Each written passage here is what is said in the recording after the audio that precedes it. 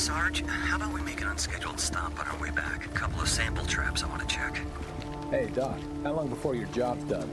I'm not the doctor, I keep telling you that. Sorry, Lieutenant O'Brien.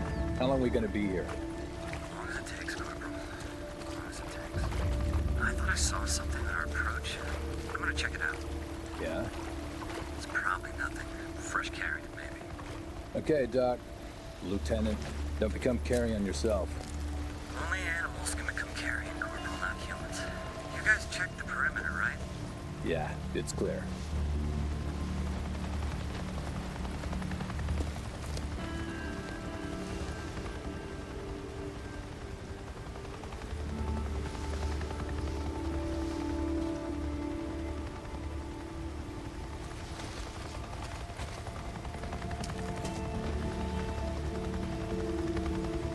Lieutenant O'Brien, field note 2006. On approach to the landing site, I observed a large swarm of insects, probably Tabanus atratus or Diptera, in a clearing well away from our designated target. From that distance, I could not discern what was attracting the insects, but from the size of the swarm, recent carrion is indicated. Should be just over here. Damn it, where is it? Ah, here it is.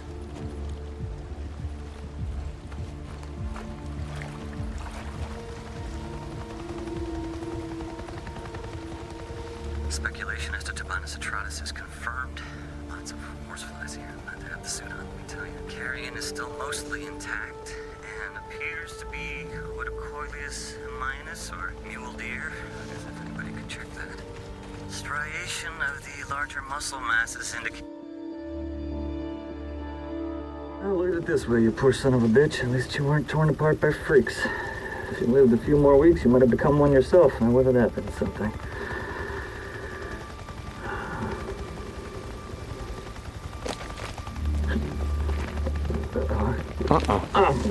What do you want? Stay back. I just want to talk. Nero Protocol 2-7 states clearly that if conducting operations in quarantine zones, that if I encounter any civilians or civilians, that I'm forbidden from making contact.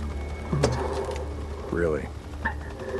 See, that sounded to me like making contact. Yes. Yes, it did. You're alive. Yes. I am. How? How are you alive, What? O'Brien? I don't understand. Okay. You were there. That night. Farewell.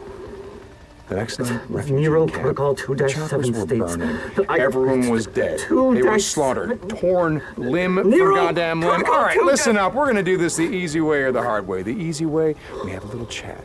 You give me the information that I need, and then you go back to digging your way through freaker shit or whatever the hell else you're doing out here. The hard way. I crack open that little spacesuit, and then we see what your friends out there have to say about you breathing in all this contaminated air. So what's it gonna be, O'Brien? Yes. Okay. Okay. You remember the rooftop of the old brewery. I put a woman on your chopper. She was wounded. Yes. I remember a knife wound. She was cut pretty bad. I went to the refugee camp that you said you were taking her to. Everyone was dead, so I'm going to ask you again. How did you survive? We weren't there. We were diverted south to another camp. Like you said, the camp in Belknap was overrun, so they moved us south to a camp outside of Silver Lake. Were there survivors? You mean now? I don't know. I was transferred to the research unit. Did she survive? Oh, wait. I can find out. I can check. You have one of our radios. That's how you... I can't promise anything, but I'll check. And I'm going to go with you. No, you can't. Please, you don't... Okay, you don't understand. I'll fucking shoot you. Not before I shoot you. Okay, look, if you're gonna fucking kill me, do it, okay? I did my job. Did the woman, your wife? I put her on oxygen, I gave her an IV.